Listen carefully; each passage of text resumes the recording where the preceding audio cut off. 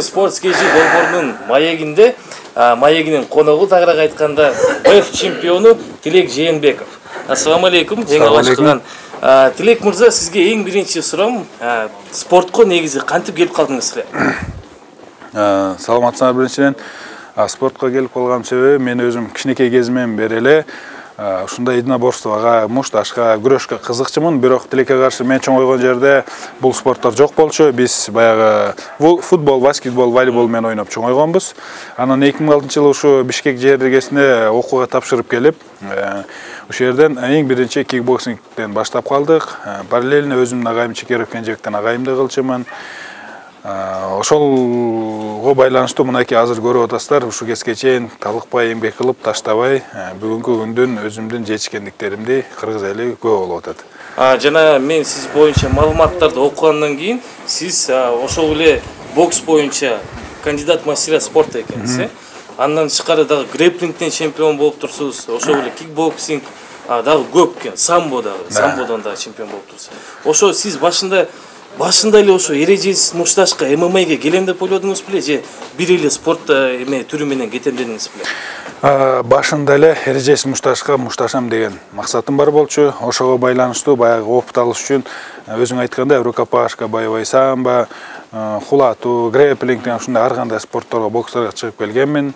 Ага бокстан кандидат мастер спорта Кудайым буйруп быйыл 2017-жылы алдык. Ага жардам бергип, мынакей өзүмдүн агайым Акжол Ажыбеков деген бокста өзүнүн чоң местасын ээлеген агайым, тренерим адам бар.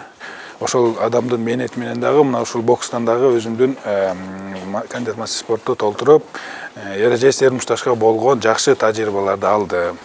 Жана ушул бой боюнча эле негизи мен өзүм мындай тирүүлөй көрүп отурдум бойду сетканын сыртынан. Анан жана башында эле мен байкаганым бойго болгон планыңыз аябай туура болуптур да. Анткени эми чоң спорт болгондон кийин деле эмоция бар адамда. Ошол эле ММАдын императору деген Федор Емельяненко, Фабрицио Вердум менен. Бардыгы тең билчи, Вердум грэпплингден чемпион, күрөштөн алып коет. Удар кетти, түшүмүш жетти, эмоцияга алдырып койгон да. Сизде андай болгон жок да. Сиздики улуттуу, бир темпте, план менен кеттиңиз да. Ооба, ага туура айтасыз, туура суроо бердиңиз. Туура, мен дагы мисалы буга чейин өзүмдүн досум, биздин кыргыздын мыкты жигити Мыктыбек Мамасалиевдин мушташын көргөнсүңөр. Мыктыбек колунан келгенин кылып, болгон баягы күчүн, катуу муштумны ударларды жөнөтүп утушка аракетин көргөн. Бирок өзүңөр көргөндөй процентке ал ударлардын бирөөлөрүн дагы ачыгын айтсам катуу өткөргөн жок. Жакшы ташта кылып алган экен. Анан ошонун баарын биз көрүп, жыйынтыктап, анан кийин мына өзүңөр көргөндөй биринчи алдыңкы кол менен эң жумушум ошол болчу. Алдыңкы кол менен бат-баттан ошо беттин көздөй таамай соккулар жөнөтүшүм керек болчу дистанциядан. Күрөшкө туура келген, күрөшкө өзүм кирбешим деле керек болчу, анткени ал веси оор менден 10 кг оор болуп чыкты. Тем более бою жапыз, неудобный соперник экен. Анан кийин мен дагы иштегим келди, баягы болгон күчүмдү жумшап, жакшы комбинацион ударларды кылып, бирок ага мен тренерим дайындык боюнча уруксат берген жок, андай дайындыгы жок болчу. Эсли мүмкүн мен дагы кубалап мушташсам, бир кудай билет беле, ал соперниктме баягы утушка көбүрөөк шанс берип коет белем. Мен планымды ошондой койгом, планды бузган жокпуз, чегинен ашкан жокпуз, ошо менен ушул жетишке жетип отурабыз. Сиз өзүңүз негизи мындай мүнөзүңүз боюнча ургандарыңыз эле олуттуу экен да, шашпай, бир темпте өзүңүз характериңиз боюнча, мүнөзүңүз боюнча ушундайсызбы? Же ошол эле бойго ушундай задание алдыңызбы? Биздин спортто ар кандай болот. Анан дагы өзүң айткандай профессионал деңгээлге чыгыш үчүн ар кайсы өзүңдүн беттешүүңө, сопернигиңе жараша дайындык көрөсүң. Бул жерде менин баягы катуу уруп, жумушум катуу уруш эмес болчу. Баягы менин жумушум игровой деп коет. Мисалы бокста, любой спортта игровой деп коет, жеңил өзүнүн минусуна иштеп коюш. Менин жумушум ошондой болгон. Тем более соперникке карап ошол эле баягы эле тактика ошондой болуп коюлган. А так, если в дальнейшем Кудайым буйруп жакшы соперниктерим болуп, ошо өзүмдүн комбинационун иштеп, өзүмдүн болгон баягы күчүмдү, талантымды, үйрөнгөн нерсемди көрсөтүшкө туура келсе, баарыңар күбө болосуңар дейм. Жана сиз ВФТен чемпион болдуңуз, оор вестеги, оор салмактагы. Буга чейин кайсы бир промоушнда дагы болгонсуз? Алыш прайд беле, ошол боюнча канча жакта чемпиондугуңуз? Мен бул спортто жүргөнүмө 10 жылдан ашык убакыт өттү. Ошол эле жанагы Байбай Самбурко башы көптөгөн жеңиштерге жеткем, чемпион Евразия болгом, мирден призерлор болгонбуз. Көп спорттон айтып келсе көп. Анан кийин именно эрежеси эрмушташ боюнча Алашбайдын чемпиону болгом. Казакстандын мыкты соперниги Шахмарал Жетпесов деген жигит болгон. Ал жигит менен беттешим болуп, Кудайым буйруп, анда биринчи раундда жеңишке жетип чыккам. Ал жигит мынакей 2016 быйыл мына 3 күн мурун Кореяда өткөн Кореянын биринчи номеру менен беттешип, ал жигит утуп чыкты. Балбан жигит Казакстанды. Анан кийин Москвада чоң беттештерде көп беттештерди мушташкам.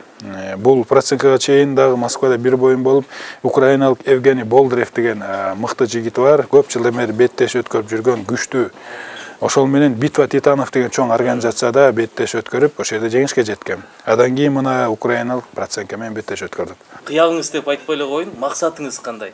Ошол эле UFC, Bellatorбы, кайсы даражага, кайсы промоушенге барсам деп ойлойсуз? Албетте, азыркы биринчи лигалар болуп, UFC, Bellator, ошол организациялар биринчи лига болуп турат. Бирок мен каягына барбайын, албетте өйдө жакка чыгып, мен да кыргыздын желин көтөрсөм дейм. Бирок каягына барбайын. Мен максатым ошолор менин мээнетимди барктаса дейм. Ошол барктаса мээнетимди ошол менен кыргыз желин көтөрсөм, мен деген кыргыздын жаштарына үлгү болсом, ошо келечекте ошол коюлган атым менен мен дагы кыргыз элиме кызмат кылсам, азбы көппү Кыргызстандын бир бурчун сүйрөп, мага окшогон жаштар менен бирге ынтымакта баарыбыз Кыргызстанды алдыга көтөрүүгө умтулсам деген ниетим бар. Чоң рахмат. Рахмат. Рахмат маегиңиз үчүн. Чоң рахмат, силерге рахмат. Муну 2009 жылы Барабай деген Казакстандын эс алуучу жайында чоң беттеш өткөргөн. Чемпионат Евразия болуп, ошол жерде 8 восьмерка деп коет. Эң оор бештер арасында 8 мушкердин арасында беттеш өткөргөнү барып, ошол жерден кыргыздын мен деген жигиттери, мен деген тренерлери отуруп, мен таластан болгонумдан Айкөл Манастай, Кабылан Манастай баягы Баатыр болсун, Айкөл болсун деп ошол жерден Кабылан деп коюлган. Кабыландын котормосун өзүңөр билесиңер, бул Азия арстандар деп которулат. Ошол себептен ошол кезден бери мына ушул кезге чейин Азия арстаны, азиатский лев деп орусча айтканда беттеш өткөрүп келем. Менин карьерамда эсте калган бой бул баягы эле көп бойлордун баары эсимде. Бирок эң нерсе бой жөнүн айтпайын, мен ушул бир спорт залда спарринг деп коет, дайындык көрүп өткөрүп атып, бир өзүм көптөн бери дайынданып жүргөн, отработка кылып жүргөн ударымды сопернингиме өткөрүп, баягы жеңишке жетип чыккам. Ошол нерсе мен үчүн эң эсимен кеткис, эсимде калгыс нерсе. Кыргызстанда ММА'дын абалы абдан жакшы, Кудайга шүгүр. Мына буйруса акыркы 5 жыл ичинде абдан чоң биздин кыргыздын жигиттери абдан тарбия алып, абдан баягы жакшы бойлорду өткөрүп, келечекке жаштарга үлгү болуп, өздөрү кошо өсүп жакшы келатат. Мен ойлойм, мындай темп менен биз барсак, жакынкы бир 4-5 жылдын ичинде чоң высший лигага чыгабыз деген оюм бар. Чемпион болуш үчүн мунун эч кандай секрети жок, талыкпай эмгек кылыш керек. Туура адамдын колунда талыкпай эмгек кылып, туура машыгып, эң биринчиден ыймандын чемпиону болуш керек. Спорттун чемпиону болуш бул аракет кылсак баарына жетишебиз. Чын жүрөгүбүздөн эң биринчи жүрөгүбүзгө ыйман толтуруш керек ошол. ММА мен үчүн бул спорт мен үчүн жашоо, менин өмүрлүк тандабаган кесибим десем болот. Ушул спорт менен Кудайым буйруса ден соолук берсе, өмүр бою ушу менен жашап келем деп ойлойм.